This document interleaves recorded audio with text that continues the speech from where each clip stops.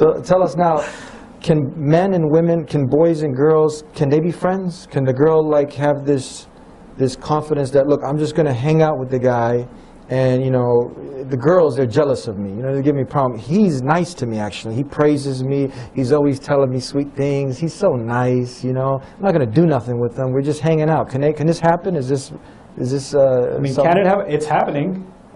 That's for sure. It shouldn't happen. That's also for sure. But can it be that we're just friends? Is it going to stay like, can boys and girls be friends? No. No, boys know that all too well. They won't admit it, but they know that very well. Sometimes girls don't, and that's what I worry about for my sisters, my daughters, is that sometimes they don't realize the elaborate scheming of men. Elaborate scheming of men. Yeah. So we're just meeting because, you know, we're lab partners, or we're discussing a project at school, or the MSA, the convention. We're discussing Islam, you know, and the sister won't see through it at all sometimes. And actually, we have to raise the level of awareness and caution among our sisters, so that there's no harm. You're going to interact with men. That's going to happen, right? In the business world, in the school setting, at the work setting, it's going to happen. You are going to have interaction. But what are some guidelines that you have to respect that can make those interactions healthy as opposed to unhealthy? I actually personally believe we should have guided interactions between brothers and sisters, especially young boys and young girls, as they're coming up, guided by the elders, so they know how to respectfully interact with one another also. Because in this society, if we try to, for example, if I cut my daughters off and they don't ever talk to anybody else, right? Eventually they will go to college. Eventually they will go out in the workplace, or they'll go to the airport or travel or this and that, and there'll be other people around. I don't want them to be shocked when they see the outside world. You know, keeping our children in a bubble is not going to save them. But at the same time, letting them loose and saying, hey, do your thing, that's also insanity. We have to find a way of guiding interactions between brothers and sisters, especially boys and girls, even teenage boys and girls and things like that. It's okay if they have an interaction with each other, so long as it's respectful. And the boys are trained where to keep their gaze and how to keep the conversation business only, and how to, you know, how to make sure they recognize when they're crossing a line, and the elders are supposed to be there to guide those conversations. A lot of times in youth settings, even in religious youth settings, there is no older figure shepherding the conversation or shepherding the interaction. Like youth groups exist, and the guys and the girls are all a bunch of teenagers and they're running their own thing. Because youth should be leaders. Well, yes, in most things, but in some things you guys are ridiculous, and you need elder people to be there. Older folks to be there. As far as, you know, this like unnecessary interaction between men and women, especially, you know, where this happens with people that you spend a lot of time with. So you go to college with some people, or you go to work with some people, and, you know, there's lunch and there's just, you know, meetings and this and that, and it's regular.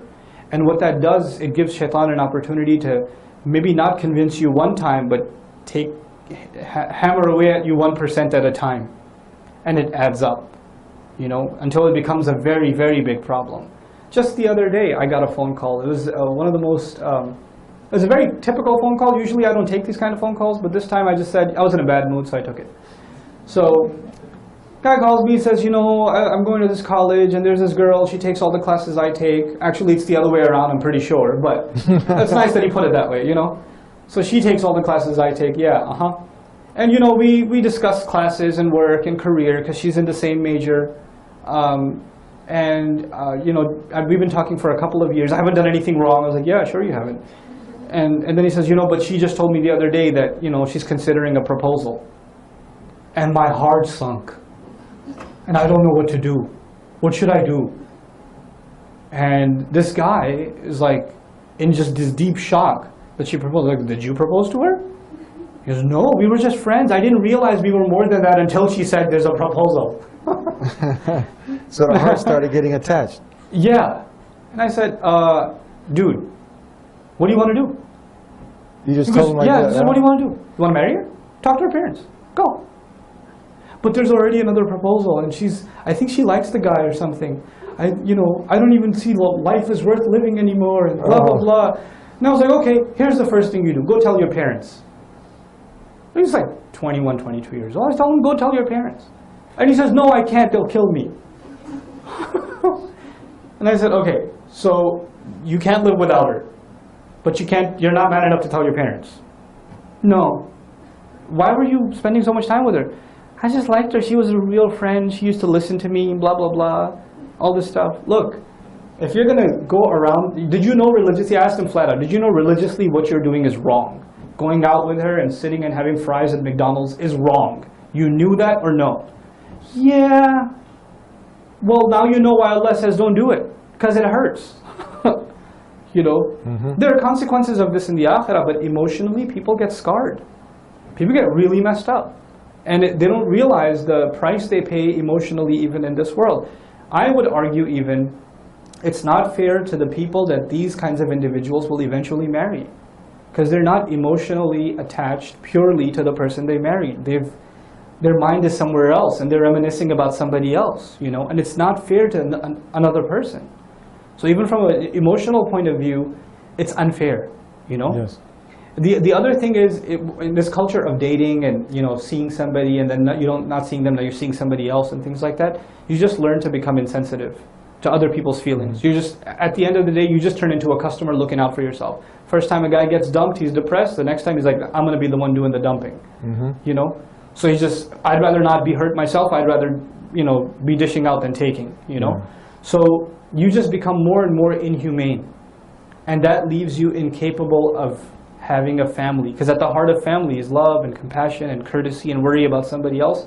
You become bankrupt of those feelings as a result of these like petty relationships, shallow relationships. Absolutely. Did you get to see a video that some not yet Muslims made? And we say not yet Muslims because everyone has the potential to submit to the one creator and not his creation. That's what a Muslim is. So they did some video on a college campus and the topic was, can boys and girls be friends? Did you get a chance to see this? No, I didn't see it. And they were interviewing, say, hey, what do you think? You know, can you just be, to the guys, you think you just be friends with the girls? And it's like at the end, no. And it's a very interesting video. So they see it's not just coming from our perspective. It's coming, people know this is something, no, this is obvious truths. Yeah. Hello, my name's iPhone 6 Plus. I'm an atheist. I don't believe in fairy tales that some creature with intelligence created me. It's gonna do this!